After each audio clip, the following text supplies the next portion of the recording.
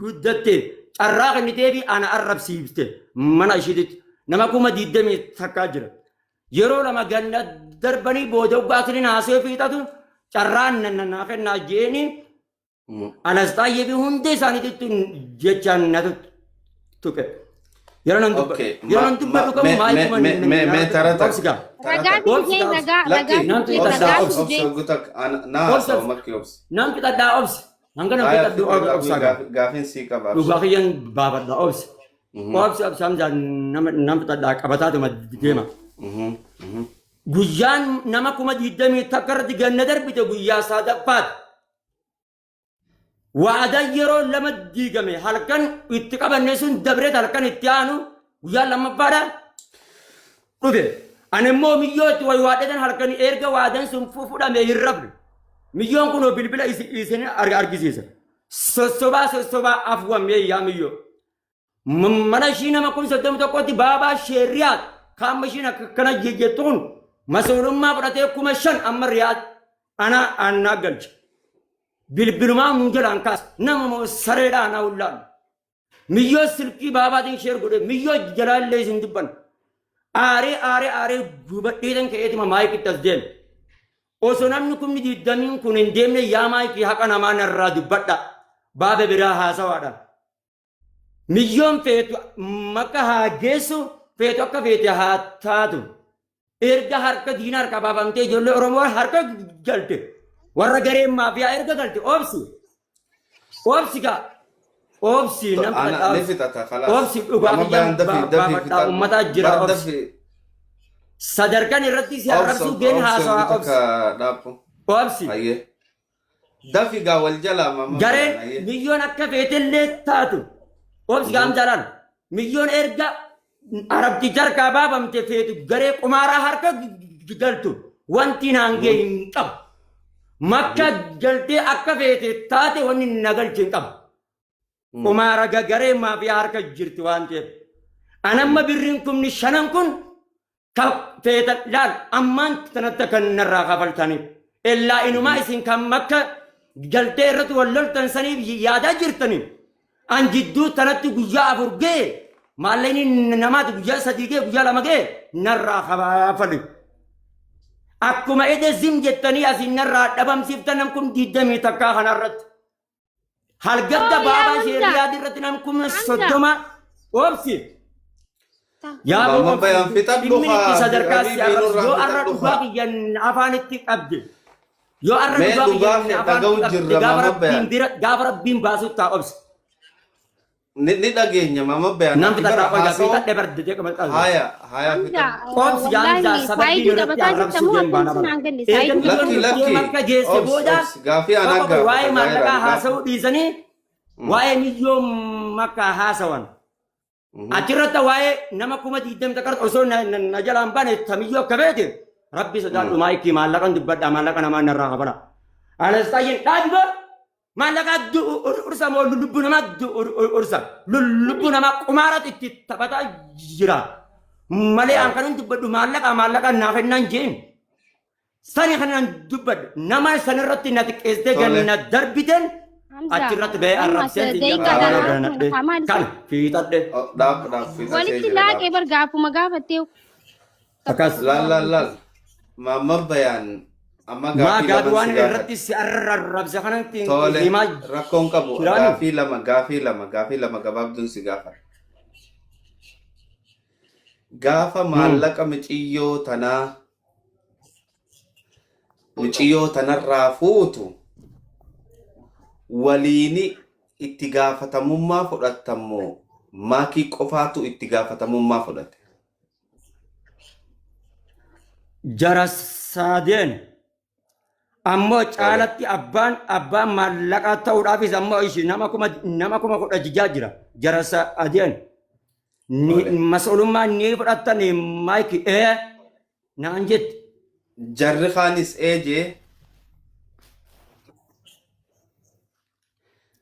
maa kun haasii deebiftu lakki suman gaafachuu jira isi dhaapu mama bayansiin gaafachuu jira hoggaa mas'ulummaa ni fudhattanii jetteen haati faatee mubaarak maakiin eesiin ja'anii bakka takka jarri sadeen. La osoo maallaqni kiyya hin dhufin dura mubaaraqanii riyaala kum tokko mammaayikii atis haadha faatee atis janii osoo wal kadhatan ani miyyoo tana ol baasee beek. Soo jara sadeen waliin fudhatee jechuun. Kunoo miyyoo isin ol baasee mee masuulummaa ni fudhatan ni fudhanna. Masuulummaa ni fudhanna kajee jara sadeen. Hin jenne jettu kunoo ni jirti. Yoo hin jenne dibaran biraa jiran. Tole. Eega jarri sadeen masuulummaa fudhate Muhammad Bayaa. Haadha Faaxee Mubaarak jarri kaan maaliif hafee maakkii qoftiin abaaramtee maakkii qoftiin arrabfamte.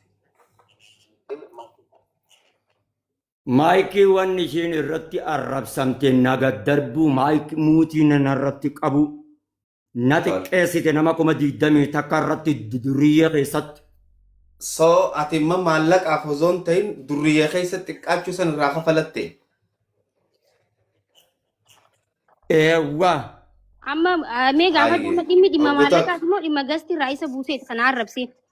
Maallaqaaf dhimma gastiiti. Amma sanuu ishii kabajeetiin dhaalanansa. Sanuu ishii kabajeetiin. Mi'uut naa bira doggu takka. Mi'uut godhadhu. Maakkii gastiirraa gaafa nagad darbanii jedhu kana akka ati mareefu jettutti nuti hoggaa isa gad darbinu nama gartee afaan badaa arraba badaa je'eeniiti nama maal je'ee akkana je'eeni jette.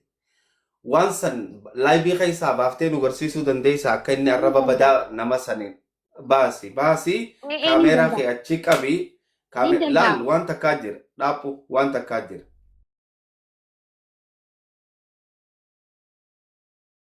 Wanni isa gabbuuse san ummanni namni 7,500 kadhaga'uu qabu. Wanni san tuffii osoo hin tahin ummata achirra jiru san waan maqaan itti dhageeffata. Ummanni illee ni dhagaya. Waliin murtii Maamma Bayaanis ni dhagaya. Murtii Maamma Bayaan makkiin tuffi amma bar dubbiin karaa lamatti baate laal. Maallaqa osoo hin tahin naaf siniin fixadha. Maallaqa osoo hin tahin wanni niin ammaa akkitti aaree arrabseef waan gastii irratti garee maafiyaatii wajjiin na xiqqeessitee na gad darbiteedha. Maamma Bayaan tana himachaa jira. Ta maallaqaatti mitimma. Soo bakka garee tanatti deebina. Dhugumaan yoo garee maafiyaa san akka inni jedhutti garee maafiyaa jechaa jira. Namachi irra jiru quban qabu ture guyyaa san isin jalan jiru. Gareen san yoo dhugumaan isa arrabsitee isa xiqqeessitee ati gad darbite siitutti balleessee maakkii dhiifama uummata dura gaafatta. Maamma Bayaan yoo ammoo ati waan hin taane jettee. Gaafadhu haa booda murteessaa. Amma gaaffii na gaafadhu ustaaza maal taatan? Na gaafadhaa yaani. Gaaffii sin gaafadhaa. Ni dubbatta. Wanna san ragaa ni qabdaa maakkii? Ragaa maalii? Yeroo gartee garee irratti akkasitti immoo isaan na tuffattee na gad darbitee jiru kana sababa ati reefu waan arrabsee waan uummata arrabsee jecha fokkotaa je'eefiin gad darbee naan jette akkasimi. Dura isaatu garee maafiyaa wajjin na arrabsitee namni na arrabsinaan na gad darbitee jeemi isa hayimatee waan ta'eef inni ragaa fiduu qaba dura dursoo seera gizee adeemsi akkasii anillee inni fida jechuudha. Muyitiin kaasii kaanaa dubbataa. nama fidee hin jennamsa. Xiqqeessite jechuun nama 20 irratti jennadatti hin jeewaaleen. Baay'ee garee maafiyaa wajjin na xiqqeessiteetti. Garee maafiyaa wajjin na xiqqeessiteetti. Amma akkas jettee ture. Garee maafiyaati wajjin na xiqqeessiteetti. Maal je'eetiin isa xiqqeessee naa gaafadhu. Ayyee. Maamma Bayaan jecha kana isii muut godhatti ati muut baladhu deebisi. Maal jetteetis si xiqqeessi.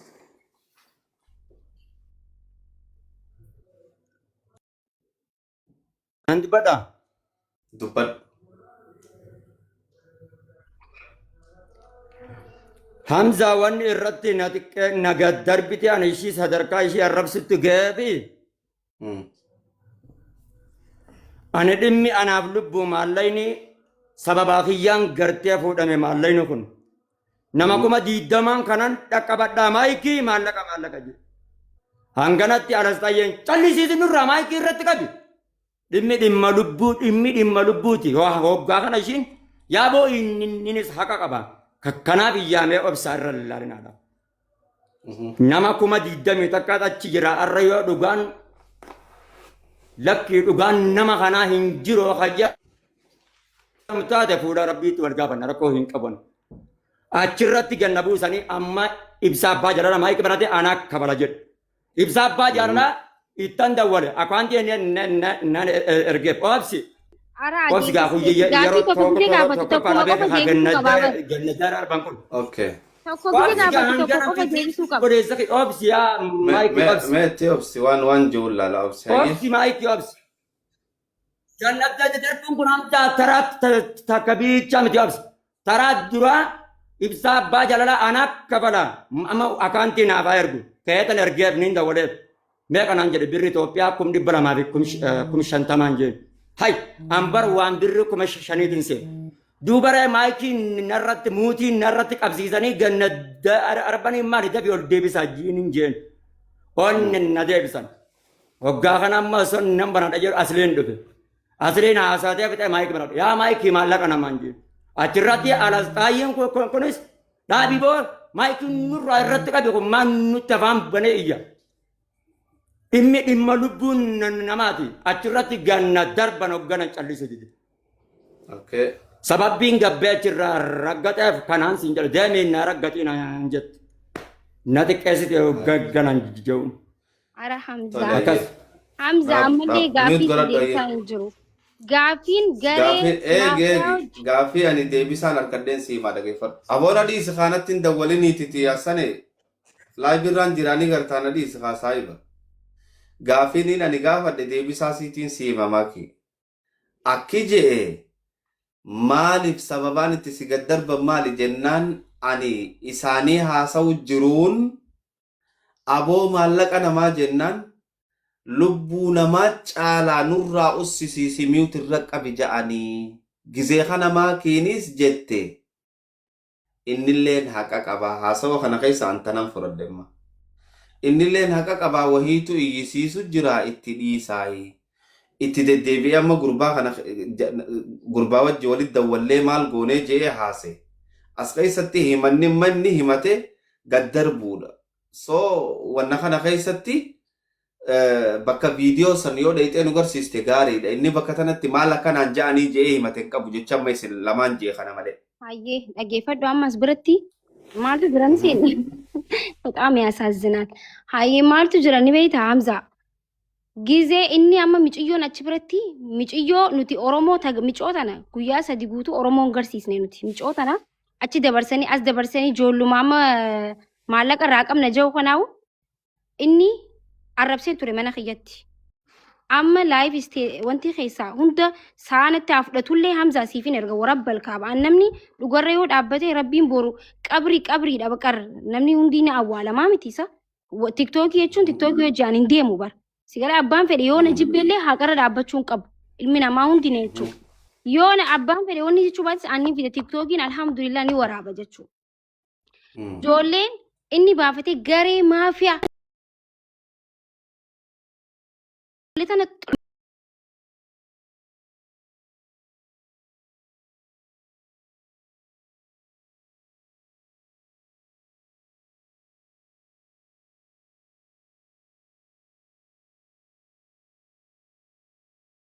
ijoollee lameen tan gaddarbuun ture. Garuu dhimmi yoon isaan gaddarbee dhimma san miciyyoo isaantu harkaa qabee dirqama galchuu narra jiraata. Tokko fudhadhu mana kiyyatti Alex Taayiraan ጊዜ Alex Taayeen nuti miciyyoo lubbuu miciyyoo irraa haasa'u ture. Miciyyoon tun lubbuu ifina jeesaa itti uwwete iyyuu jirti. Ati akka nama tokko fudhadhu nama ofina jeesa jee uwwuu maallaqa 5,000tiif iyyuun maal jechuudha. Uummanni Oromoo maallaqa kana maakiitu anaatu kafala anaan masluufummaa fudhata. Yoon jee haafidee wallahi naa kijibsiisu ani wallahi innilleen hin jenne kana lakki tujaani gaafa maallaqa nuti liqeeffachuu deemnu isaan gastii keessa tura rafanii qubaa qaban maallaqa kana waan fudhachuu kanaa quban qaban isaan ni fudhanna namni jeen jiru anis ni fudhanna namni jeen jiru nu sadeen maallaqa ati liqeeffatte kanatti masluufummaa ni fudhanna yoo hajjannee jiraanne viidiyoon jiraate tokko viidiyoo sanaa fiduu lammaffaa Alex Taayeen gabbuusi miti nurraa callisiisii jee malee nurraa callisii muuyituun itti qabii haasa'uu hin dandeenyu jee. Maamma bayaan akka ijoollee xiqqoo wallaahi billaahi jechuudha akka ijoollee silaa nama guddaami akka ijoollee xiqqootti muyitii banatee iyyuu ture maallaqa kanaaf namni fiigee badu hin jiru namni biyyaa badee hin jiru liqii namni gaafa namaa liqeessu Hamza liqii kana guyyaa booruu kafallannee fuune garuu guyyaa booruu suni nu harkaa miiciyyoo tana hin harkanne laal Oromoo tana miiciyyoo itti liqeeffannee fuutana yoo hin fidiin maallaqa kana akkamitti uummanni kun nuu kan uummata kanarraa maallaqa fuudhuu hin dandeenyu. Dirqama miiciyyoo fiduun nurra jiraata. Dhimmi nuti dhimma maallaqaa osoo hin ta'in dhimma lubbuu namaatu dursaati. Maamma bayaan obsii maallaqa amma osoo miicoon sun duute arra waa'ee maallaqaa namni haasa'u tokkollee hin jiru ture jechuudha. Ara maamma bayaan rabbi sodaadhu usii gizeen joon ijoolleen usiis gizeen anja aboo maamma bayaan kanas irraan dubbadheef jechuudha. Aboo maamma bayaan kunis haqa qaba. Mee irra laalina gizeen joon kan naan isaa dubbachuu jiru narra darbee anjecha san jechuun barbaadu kun dhiifamaniin jaagaa narra because haqni kiyya dabaa waan jiruuf Alex taayee ilma sharmuuxaa niwus tamoonust jee kan ani isaaf dubbatu jiru haqa qabaa jechuun viidiyoo sanniin fidaa sinjee Hamza ammas keessa seenee laayivii keessa seenee ni fide jechuudha. Ilma akkasii jaarrabse mee namni isa garee maafiyaa maakii na waliin achiran irra na xaqqeesse jee sagalee baafatanii aboo Maammed ka akkana abooti ka akkasii yoo jaan ani maamma bayaan dhiifamaniin gaafadhaan. It's okay. Dhiifama na guddisa malee aannan xiqqeessu. Inni anaaf obboleessa kiyyaa badii ani isarraa qabu hamtuun isarraa qabu hin jiru. Inni garuu garee maafiyaa hojii dhaabbatee na arrabsu ture. Dhiifama na godhe. Bala'u ja'aniini as gahee jechuu dubbiin. Nama walitti qabatee. Anillee akka inni na abaareetti ilmoo inni dhale sanis abaaree isas abaaruun hin danda'a. Hin dadhabu ture. Garuu an nama waan akkasii godhu miti nama adabaa fi kabajaadhaan guddate waan ta'eef hin arrabsineen itti hin dubbanne jechuudha. Maallaqaa dursamoo Hamzaati gisee akkuma keetitti maallaqaa dursamoo lubbuu namaatu dursa. Osuma seera osuma mana seeraatu deemnee anaaf maamma bayaan micoota nala liqii jira erga jedhamee seerri nu liqii daleedee haa kafaltu jaamale amma haa kafaltu seerri jawulleen hin jiru. Lubbuu namaa bahaa jirtu irratti maallaqa hin dubbatiin maamma bayaan hin kafallaa hin dinnee nu obsiidha baqa maamma bayaan obsa dinnaan manni gisee rabbashamu gabbuuseen isa gabbuusun immoo ani isaaf kabajaa dhabeeti miti kan isa buuse wal dhagahuu dinne maamma bayaan muyitii baafatee garee maafiyaa hattoota jee arrabsuu jira ummata because hattoota saataani maali saataani dhimma silaa qabanne xumuroo osoo qabnu arrabni isa kanama arrabsuu ture muyitii kaasee arrabaa miti gabbuuseen aslillee bika jeetti jechuudha. Asli nuni deebisaa fi sunan ilaallatu garuu akka mana kiyyaatti asliin ka jedhe nama mana rabbashu maaliif nama walitti neeyxaa isa qofaa miti kan hin buuse ammas hunda isaanii dhumarratti buuseetiin TJ fi obboleessa kiyya qofa jeetiin nama lama hambise nama meeqan buusee ol deebise jechuudha dhumarratti aaree jechuudha hin buusne isa qofa buuste yoo jettan san qabrii keessanii fi rakkoo biraan irraa qabdanii anumaa isin jechuu hin danda'u jechuudha. Arraba na arrabsees ammas Video gabbaasaa jeelee video tiyyallee haa gabbaasu amma video anime wanti qabeettellee gabbaastas amma tana dhaapugaa makkee haasoyte anaatu amma gaafata maamma bayaan tole maamma bayaan taraan teeti dhagay wanti amma isiin jette waan amma waan ni dubbatta na dhagay waan amma makkiin jette kanarratti haasawa amma isiin haasoyte kanarratti lakki waan akkanaa narra keeyse wanni ati jettu ni jira waan akkanaa makkiin narra keeyse ta ati jettu ni jira waan amma isiin haasoyte kanarratti wallahi Hamza kiyya okay Hamza kiyya arra lahdiidhaan seenuuta gurra kiyyaa fi ijatiyyaa fi arraba kiyya kana rabbiin ittiin na gaafatu ta'a. Maayikiin dhugaa kiyya dhossite. Hamzaa namni darasaa ta'e ustaaza ta'e wallaahi sanuu ishiif kabajuudhaaf jechan achi taa'e malee guyyaa lama hin qaraasifnen siin jedha Hamzaa. Hirriballee hin rafne obboleessa kiyya. Dhageeffadhu. Hirriba hin rafne rabbi obsi jeen hirriba hin rafne. Inimaa muutiin narratti qabamuun osoo guyyaa lamaan kan osoo hin ta'e yeroo jalqabarra yeroo nan garee maafiyaa ajaja garee maafiyaa dhossuuti irraa kan ka'e muutiin natti qabu eegalte jechuun maayikin kan gama biraa dhiise haqa kiyya haa dho'ositu waan feetellee haa jettu soba narra keesse dhimma ani irratti arrabse miyyoo lubbuudha kajaan hamzaa qumaarri laal qumaarri taphatamuu argeetan aboo qumaara taphatamaa jira rabbi si sodaadhaas sababa qumaara kanaatiif jecha liqiin namaa eda baabaa sheerriyaat fudhatee achumaan maayileen sun narraa hafe arras sababa qumaara kanaatiin narraa hin hafini je'eetan achitti akka qumaaraatitti walitti taphata kun birrii 7,000 irraa qaba kun birrii 2,000 hangas jidduutti milyoon ofan ajjeesa jette maaltu naan geereen qumaara jidduu tanatti deema hangana jidduttan namni kumni diiddaman kanarratti maayikii bansiisee billaa aleeka maallaqa milyoon amma kafalaa jettee ishin itti jitu kana milyoonuu dhugaa kiyya artee jirti abbaatti dhimmamee lubbuu tiyya irraa ana baase isuma kana kafalaa maal walloltanii miti jettee dubbate milyoonu achirratti sababa ganna darbuu sani hamza dhugaa kiyya dho'ositee dhaamsi kiyya irraa xumura Hamza obsikasa adeemsa wanta kanaa kan nigaa samaama bayanaa sa wajji haasa'u jirraa miti adeemsa amma wanni inni itti gabbuuse jette ummata achi gubbaa taa'u haasawatti dhiisuu dideetiti ummata san arraba fofokkotaa je'eenii jette jechi kun jiraa wallahi okay arrabni baada ani maallaqa dubbadhee Hamza Anastaayeedha namni naa jecha natuttuke akka waa yeroo san akka jedhutti akka nuti aboo rabbi sodaadhaa ilaala akka nuti maayikii rabbuma sodaadhi yaa obboli dhugaa nama hin nawwaarin akkatti maallaqa fuune hin beeyti Anastaayeen akka nuti maallaqa itti fuune hin beeku Hamza akkamitti akka itti fuune namni sun hundi hin beekan lubbuufin baay'inamni natti diigame har'a kanatti hin diigamne banadhee dubbadha nurraa callisiisi gaana yeroo inni naan jechuun aaree jecha san jedhe Anastaayedhaan mana rabbash ani gabbuusu mirgaa hin qabu qoynatti gabbuusu mirgaa hin qabu mana kiyya yoo rabbash tole namni dhadhaa qoy irraa akkuma reemtana si callisee sani obboli obsi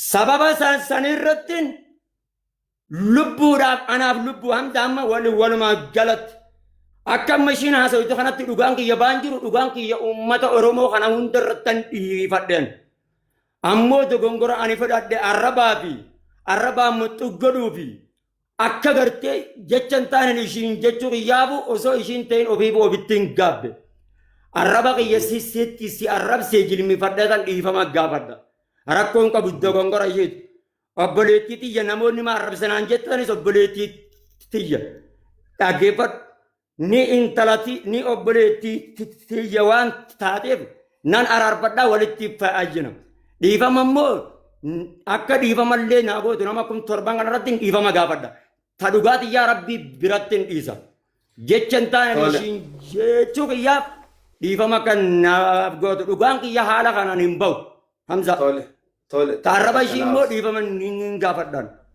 lammaffaa dubbii tadhimma viidiyoo siirii jettanis Hamza obsi tadhimma viidiyoo siirii fi abarsaa jettanis wallahi kalaama rabbul izzati wal jalaalitiin sii kadhadha onnee tiyyatti tanaan asirraa asii hin finne asii irraan dibbanne akkanattan orsiibanee garaa sii gabbaqassa obboleessa isaa kiyya onnee tiyyarraan hin baanu yoonan dhugumaan kanin as gadiin keessaan kanin abaaruu ta'e ani itti hanjamaa yeroo ishiin viidiyoo lammaffaa viidiyoo ishiin na arrabsitu akka argeetan jecha san dubbadhe malee keessaan illee abaaretti hin beekan afaanin haa dubbadhu maleen kuni kana haa dhimma ammoo maareetiif falfalaa sanis hanjamatti godhan akkas fixadhan aariidha sun aariidha maallaqa kana hin fixanne na obsi Hamza maallaqa kana maakii irratti galchitee jeen akkaawuntii maakii irratti galchitee tokko hafidu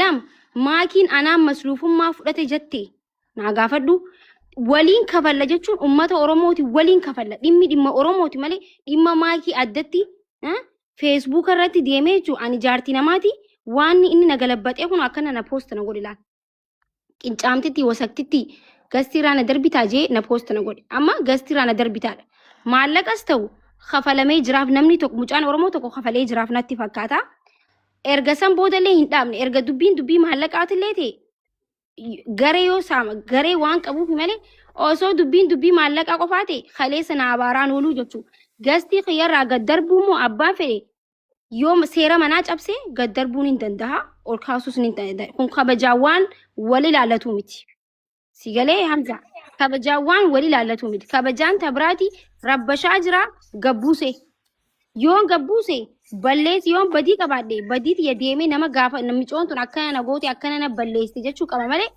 mana banatee anaat akkas si godhe anaas asiin si godhe namni sheek bayaan jedhamu namni maqaa ustaazaa qabatee osoon balleesse inni na dhaluu danda'a jechuudha dhugaan isinitti hima jechuudha anaaf abbattis obboleessattis na ooluu danda'a sheeka jechuun ustaaza jechuun barsiisaa jechuudha osoon aan dogongoree jiraadhellee na gorsuu waan kun sirrii miti akkana na goote mucoon tun jee isinitti hime na gorsfachuu hin dandeessan ayyoon balleessillee nama gorsa namaa dhaga'u akkasiin si godhe asiin si baate jechuun suni nama maqaa ustaazarraa akkamitti ilaalama ani intala dubartiiti nama bultii qabu akkanatti na arrabsuun kun sirriidha na itti hafuufuu kabiraatilee hedduun qabaan waan